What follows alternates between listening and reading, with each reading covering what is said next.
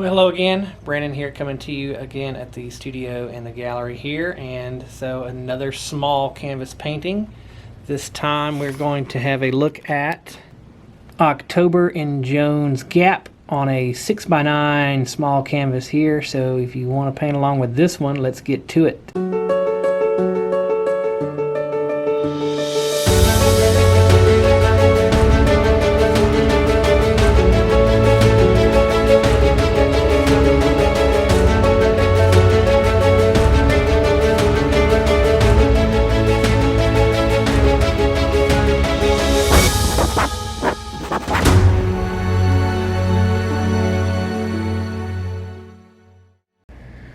Alright, so what I have here is actually a 6x8 canvas. This is 6x8. I think I may have said 6x9 there earlier in the video, but it is actually 6x8. What I'm going to start with here is a gray color that's just a mix of some black and some white that is going to be the area that I'm going to be putting my river in. This is just kind of my background color that I'll ultimately come back in and do the water highlights in on top of. I'm using just a little 1/2 inch angled brush here to put in this gray color.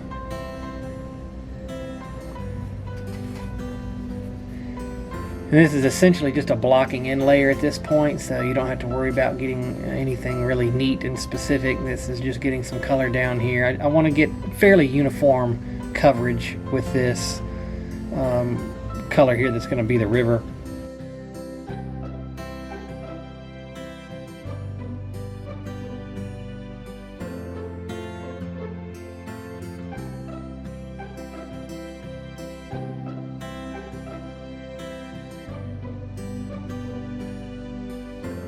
Now I'm basically going to go into, with the same brush, a mix of some black and some brown, some raw umber basically, and some sap green to create a really dark green color here. And we're just going to start blocking in this tree line on the right hand side that is basically a mix of rhododendrons that are on the shoreline of this river, and then some other trees going on. But we're just going to create a blocking layer here.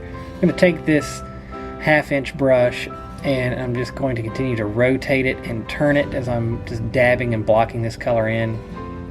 Creates a little bit of a variety of values in the green and the texture here as well, to ultimately look like trees and leaves, things that I'm going to come back over the top of to highlight on top of, and it'll create a good background color for that. So just kind of blotch it in using the end of the brush, rotating it, turning it, different angles, and you get little lighter and darker areas in it as you do that.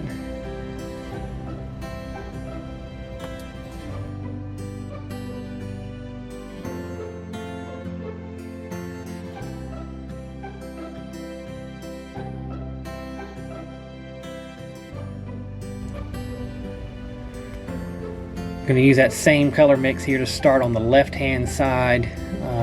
Basically it's going to be the same type of rhododendron background here on the left hand side as well. And so again, it's just a matter of getting coverage of this color here on the canvas, turning and rotating the brush to create different values of this darker color.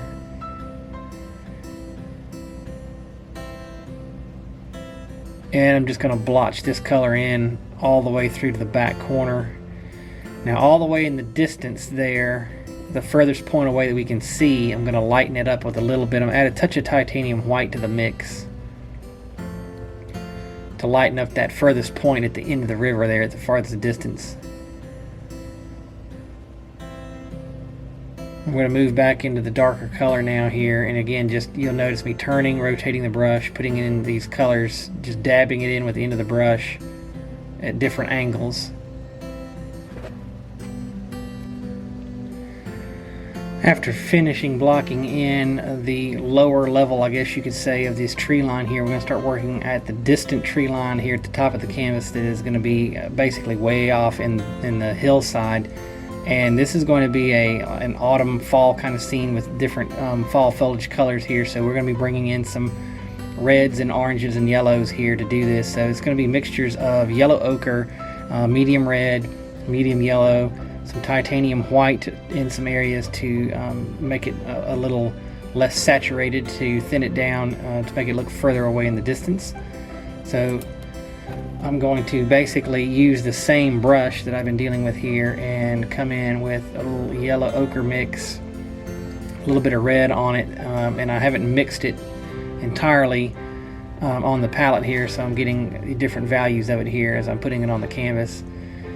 And right now we're just going to kind of get some orange kind of color out here, and then we'll start to manipulate it to make it look the way we want for that distant tree line. But you'll notice again it's still turning the brush different angles, bringing a little bit of titanium white here in the center part because I want that to look the furthest away from the viewer. It's going to be the most distant.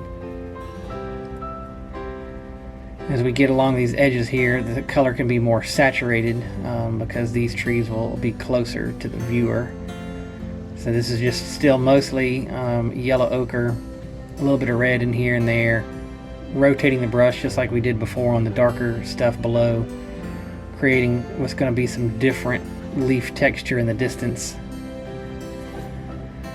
And if you use your brush to mix your colors on your palette, excuse me, and you don't mix them all the way, just kind of stick your brush into one color and into the other here, you get a lot of this variation of color on the canvas, which is what I'm going for. So for instance, now I'm going to add a little bit more red into the mix here. I'm just going to touch the brush into some red and come back in here, and I just basically touched one corner of the brush into the red and then start tapping it onto the canvas here. So now you get a little more areas of red mixed in with this orange and this yellow ochre, and it creates a good variety of saturation on the canvas to make it look like what will end up being distant trees. So again, I'm not going for color uniformity here. I actually don't want color uniformity. I'm wanting a variety of things, which is also why I am continuing to rotate and turn my brush here as I'm putting this stuff in to create these different areas on the canvas.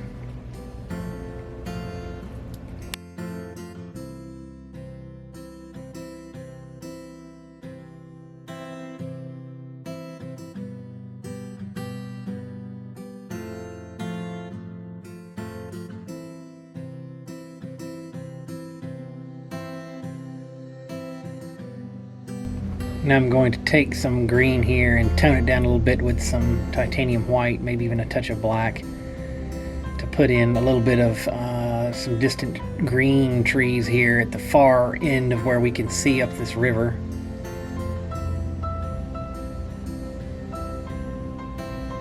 Same process using the brush here. I'm just putting in this color at the furthest distance that we'll be able to see up through the river. We'll add a little bit of this color in what's going to essentially be like up the hill in the distance here.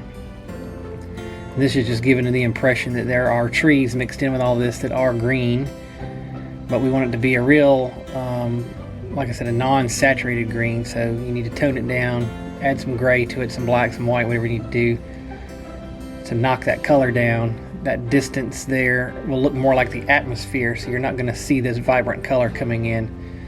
And that's really where we want to concentrate, that is right in the center here of this canvas, which will be some open areas when we're done that will appear the farthest away from us.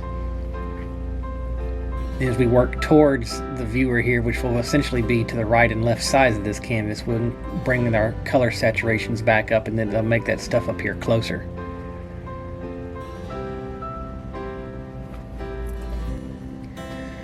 Now, just for the sake of doing it, although I don't know if this is really an important necessity, I've added just a hint of blue to that pale kind of green color that I had here. Then I'm going to come back in and touch some of this around.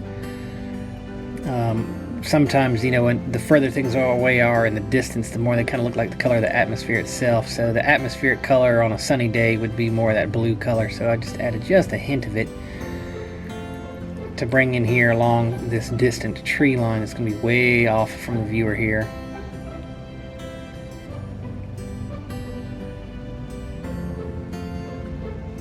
Using the corner of the brush here, just barely touching in this color. It's a lot of titanium white here with this mix as well, lightening everything up in terms of the saturation again.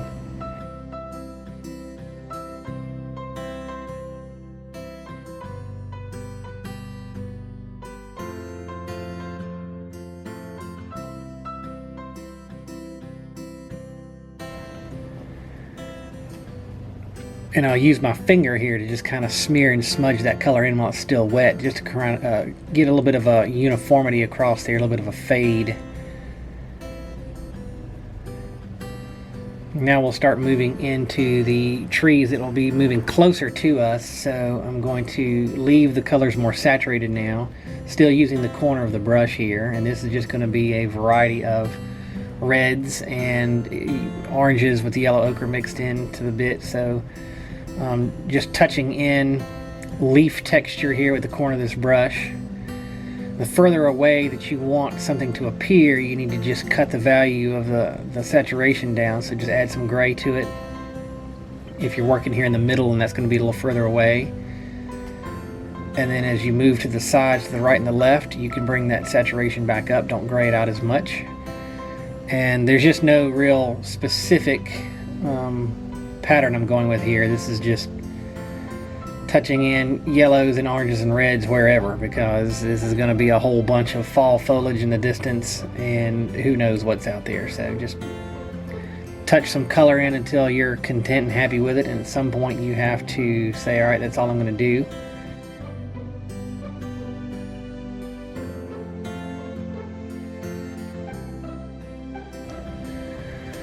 I think for now that's about all I'm going to do down the center here, which will be the farthest distance away. So we're going to start moving again to the right and to the left here, bringing the saturations of our color up. We're going to use some darks and some lighter values of these reds and oranges too. So every now and then I'm going to put a little raw umber here into the mix to darken some of that red up, and then I might add a touch of titanium white to it to lighten it up. That way we get some shaded areas and some areas that will be catching some highlight. And I want a much darker area here on the right too, so I'm going to add some more raw umber into the mix, even a little bit of green here, because there's going to be a variety of trees going in. And again, the key here for me is not mixing these colors completely, just touching in corners of my brush into each color, and then coming to the canvas and blotting it all in, and that gives me a good variation of color and variety. Darkening up my red yet again here, more raw umber into the mix, but keeping it very saturated in color. I'm gonna have a lot of red on this right hand side. My source photo, there was a lot of red over here, but then it was covered up mostly with some foreground limbs that are coming from green pines and rhododendrons and stuff. So we're gonna come back over this now and create individual leaf structures of maybe rhododendrons, where I'm tapping in and not going with full coverage here. And then to start highlighting things out here, I'm going to darken in this front corner here on this bottom right where these rhododendrons are, make it the absolute darkest here. So this is a little bit of black in the mix of our sap green to create the darkest shadows here at the closest area to us. And then just carry that color on up in here on top of our red, that real dark green, touching in individual areas of leaf structure.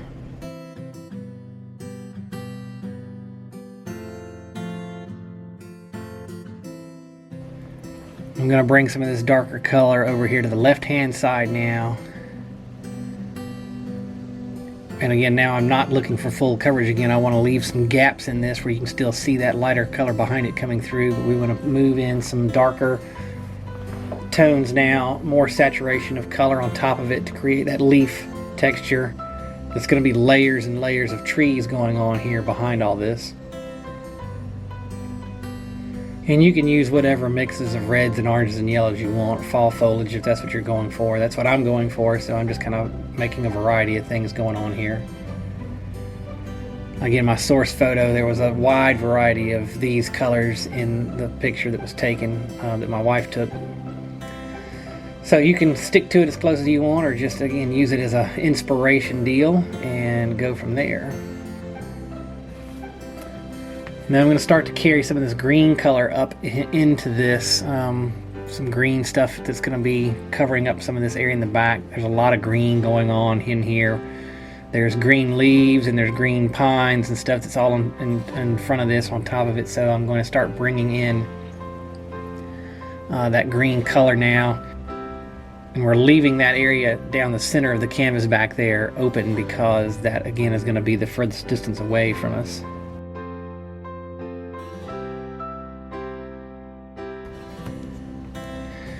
Now I'm at a point where I want to start adding in some tree limb and trunk detail. I'm going to move over to a liner brush, and this is mostly a mix of some raw umber, a touch of black, and I'm going to put in some real small distant limb detail back here. Some of this is probably not even going to be easy to see on the camera, but if you viewed this thing in person, you'd be able to see these things off in the distance. It's just little details I like to add in there to add to the realism of it. I mean, you can get carried away with this, or you can do very little of it. It's whatever you're feeling like.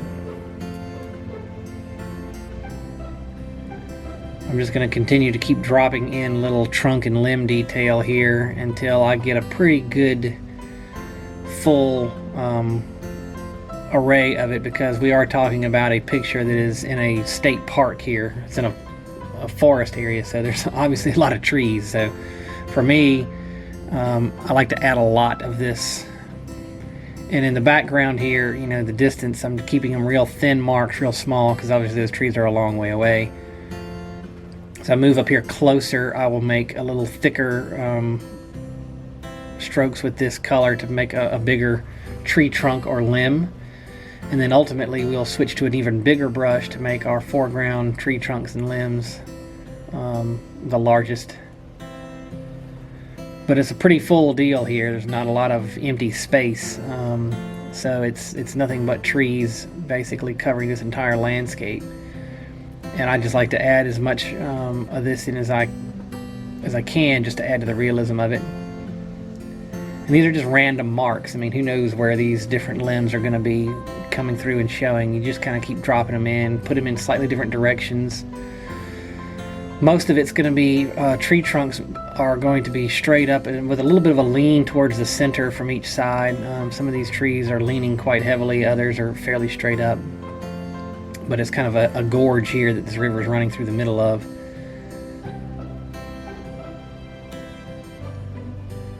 And I'm intentionally going to bring some limbs that are going to lean right over the river itself, because that's what I've got here in my source image. If you're having trouble with your paint here making these lines, you can thin it down. If you're using acrylics, obviously you can thin it down with water if you want. If you've got some other mediums that will thin your acrylics down, that won't necessarily make the paint structure go away from you, you can use those as well. But water is okay. You can certainly thin your acrylics down with some water to make them flow off of a liner brush a little better if you're having trouble doing that.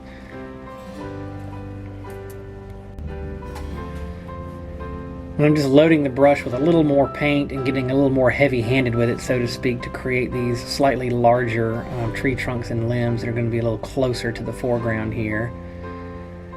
And I'm still working with the liner brush, but like I said, we're going to swap brushes here in a minute to something that's just a little bit larger to give us bigger tree trunks here.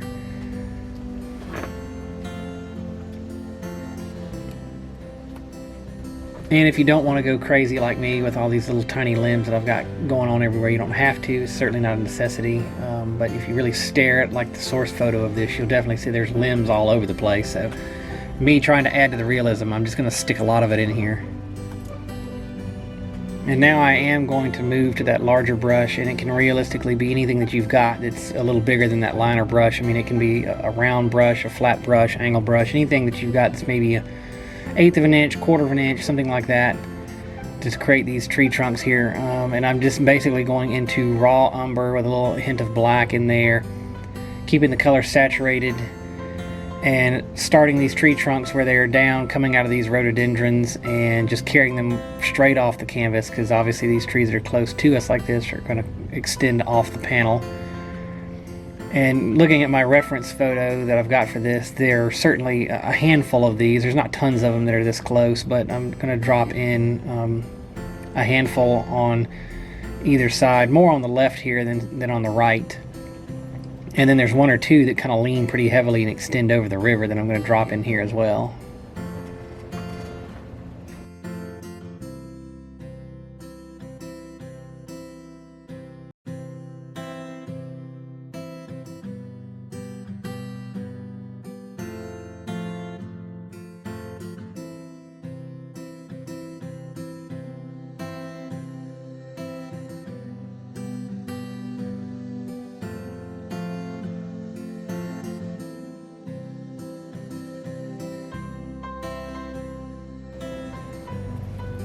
And a few of these that are on the panel here that kind of lean over, I'm going to have to finish the tops of them back off with that liner brush to get a little skinnier.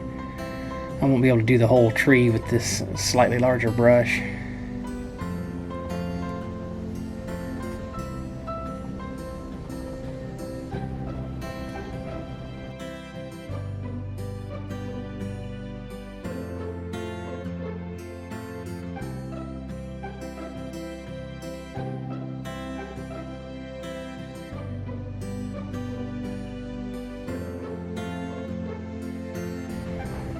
And of course, I'm somewhat closely following an actual reference photo that I took for this, and so I'm dropping in some of these limbs are leaning across because that's what I have in my photo. But now you can do whatever you want here, just kind of keep the idea the same as, you know, if you're moving closer to the viewer here, just keep your colors more saturated, and stuff that's going to be further away, take those tones down and put your trees and limbs wherever you want them. They obviously don't have to match mine at all at this point. The end result should still be about the same.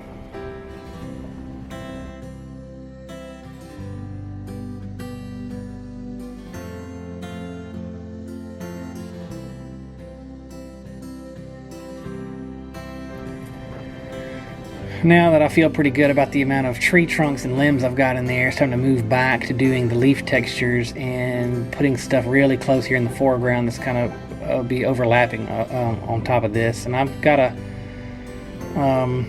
basically a 1/4 inch round brush here that I'm using. The tip of, I can add a few extra little limbs in here if I want while I'm doing this, because it's the same brush I've been using, but I'm going to use the top of it now with some green and raw umber mix to create darker green leaf texture here. And again, we're not going for full coverage on this. We want some of that background to shine through, but in my reference photo I do have a good bit of this green coming in on this side that does cover a lot of it up, so I'm going to bring that green out all the way to the middle of the river on some of these tree limbs that I have leaning, and just touching in individual leaves out here on some of this outer edge where you can see leaves just kind of poking out by themselves that are hanging out on the ends of some of these branches, and varying my angle and direction and my size of these while I'm doing it to create you know, a different effect. Don't want anything looking too monotone out there. Now basically I'm using the very tip of the brush here to tap in some of this green leaf texture on a couple of those trees leaning back there that are a little bit further away than this that's in the right corner. And I see another limb or two that I need to drop in here that's going to hang out over the river. And again, this is just me going off of my actual reference photo. Certainly not necessary for what you're painting. If you're painting along with this, you can do whatever you want here. And then I'm going to be bringing in again, the smaller individual leaves that are coming in off of this, tapping them in with the tip of this particular brush.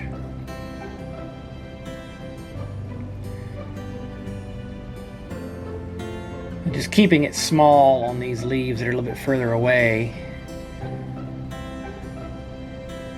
And then as I move further to the right of this canvas and things are going to be getting closer to me, making the marks, individual marks, a little bigger. Touching in different values of this green here, and we'll add in some touches of highlight with it where we lighten that value up a little bit. And you can do that a number of ways. You can add a little bit of yellow to the mix here. I've added just a touch of yellow to this mix to get a little bit of highlight in with that green. You can add a touch of titanium white in with it, but don't get carried away with the white, obviously.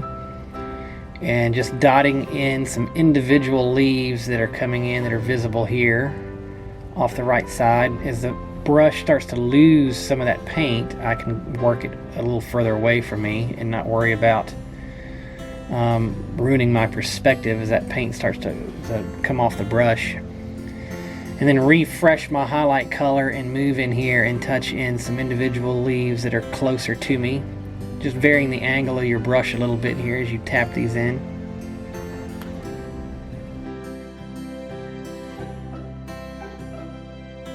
And for the most part, it is just repeat this process again over on the left. So I'm going to start bringing in some of this green again over here on the left hand side. It's going to hang in over all these distant trees that are in our fall colors. There's a couple of trees in the foreground here of my reference photo that are mostly green leaves, a little bit of yellow in them. So I'm going to tap in individual leaves here and just use a couple of different passes here of value of green. So I'm going to have some darker green where I've put in a touch of raw umber. And then I'm going to have some medium value greens where I don't really do anything to it. And then some slightly lighter values of greens where I've added a little bit of yellow to the mix. And we just make a couple of different passes with that, and we'll get a pretty good combination of shadows and highlights of leaves that are hanging in over this left side. There is some sunlight here that's shining into this gorge, which is creating that lighter area that is on those distant fall foliage trees and that area that is furthest away from the viewer. But right in the foreground here where we were standing taking this picture is pretty shaded in this canopy of these trees. So everything looks kind of backlit is kind of what I'm going for here. And so you do have some leaves here that are catching some highlight. And I'm creating that just by going back and forth with the different values of the green with the yellow here. And some of these limbs that are hanging out over the middle here, I will go with some of my brighter, most saturated color highlights because they are poking out over the middle of the river, would be catching the most light on them.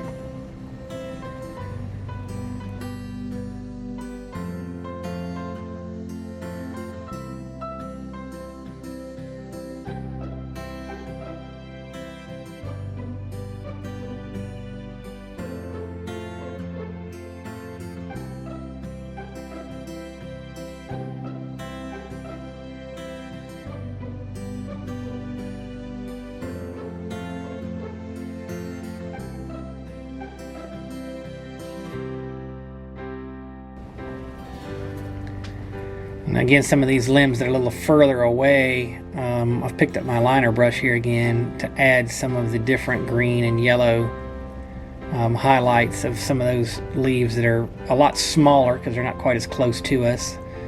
They're kind of in the mid-ground here, so I'm just adding some of that detail in here with a liner brush, basically tapping in the end of the liner brush to create small little leaf textures off in the distance.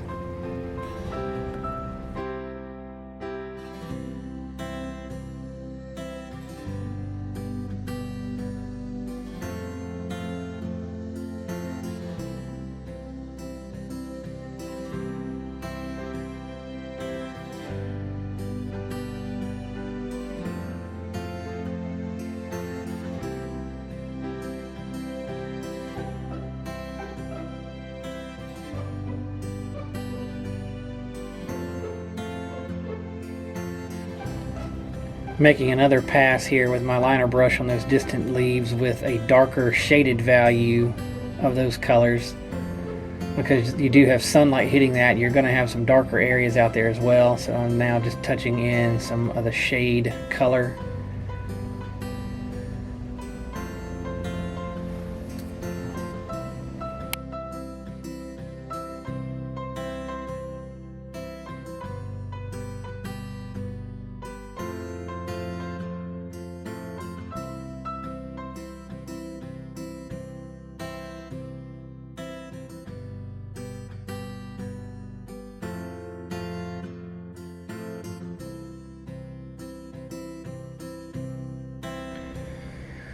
And there is one tree down here lower to the water that's kind of in the distance that has some yellow leaves on it in my reference photo. So I'm going to add that one tree back there using the liner brush.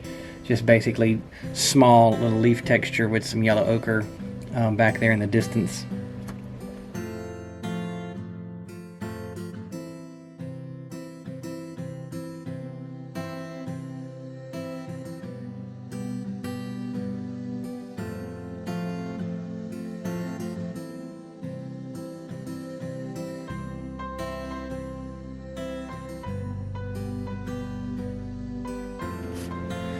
I'm making one last final pass here with some lighter green highlights. This is mostly some sap green with a little bit of the medium yellow mixed into it to just touch in a few individual larger leaf highlights here closer to the foreground on the far right and left edge of this canvas. And again, this is just spacing them out with the darker background here. Don't need a lot of this, just a couple, just to give the impression that we do have some leaves there.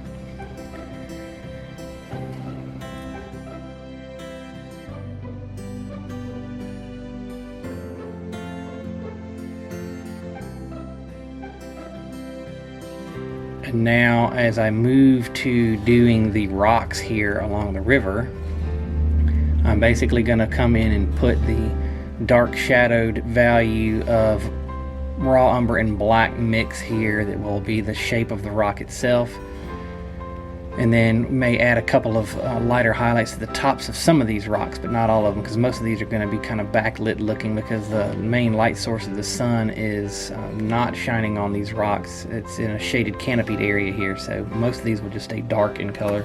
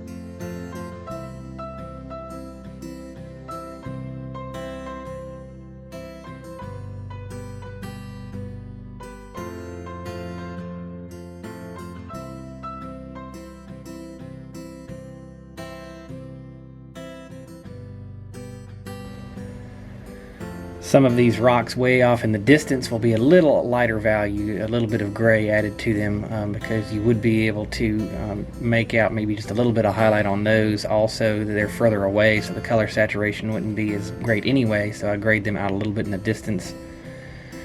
And I'm roughly going by my source photo here on these, putting in some of the bigger ones where they are, but the rest of these little ones I'm just kind of randomly placing them. It doesn't really matter a whole lot, to be honest with you. Just kind of put some rocks in here if that's what you want to do.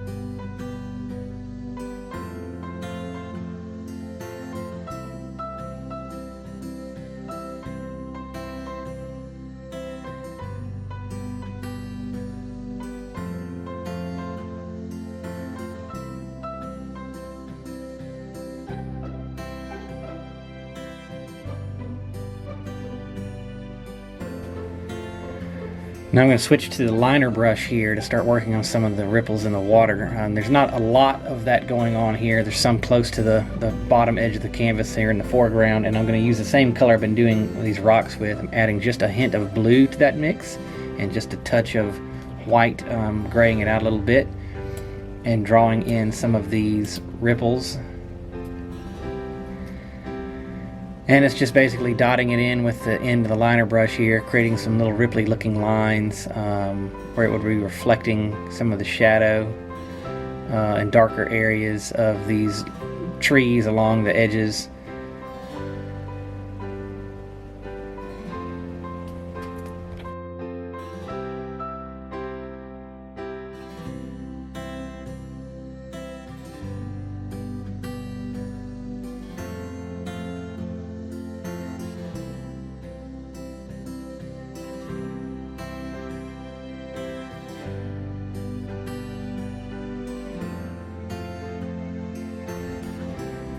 And as I move further away from the front of the canvas here to the distant part of the river, I'm just going to make these lines a lot thinner and also gray that mix out a little bit more so you don't see as much color saturation in those ripples as they move away.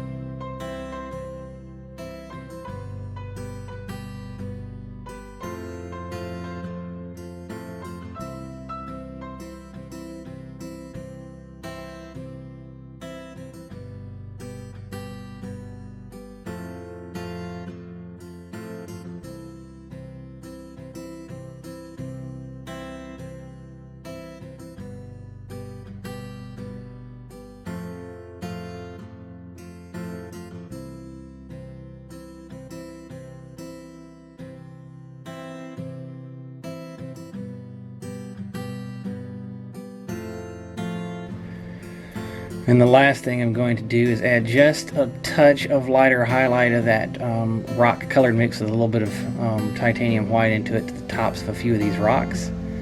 And that is about all I'm going to do. I'm going to call that a finished painting here. So there's my October and Jones Gap on small canvas.